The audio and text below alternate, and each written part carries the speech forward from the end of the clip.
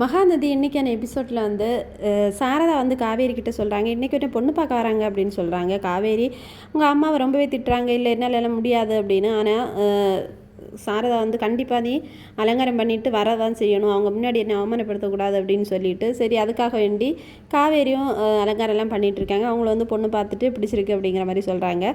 காவேரி சாரதாவை தனியாக கூப்பிட்டு ரொம்பவே திட்டுறாங்க. எனக்கு இந்த கல்யாணத்தில் இஷ்டம் இல்லை, எனக்கு வேண்டாம், அப்படி உங்களுக்கு இஷ்டம்னா நர்மதாவை பிடிச்சி கல்யாணம் பண்ணி கொடுத்துருங்க அப்படின்னு பயங்கரமாக திட்டிட்டு போகிறாங்க. அதுக்கப்புறம் ஸ்கூலில் பார்த்தீங்கன்னா விஜயோட பொண்ணு வந்து கீழே விழுந்து அடிபட்டிருக்கும். அப்போது காவேரி நினைப்பாங்க, இனிமேல் வந்து இவளை இங்கேயே உட்கார வச்சு அழுதுகிட்டே இருப்பா, அவளுக்கும் கஷ்டம், அதனால் அவங்க அப்பாவை கூப்பிட்டு சொல்லிடலாம் அப்படின்னு சொல்லிட்டு விஜய்க்கு கால் பண்ணி இந்த மாதிரி உங்கள் பொண்ணு இப்படி விழுந்துட்டா வந்து கூட்டிகிட்டு போங்க அப்படிங்கிற மாதிரி சொல்கிறாங்க.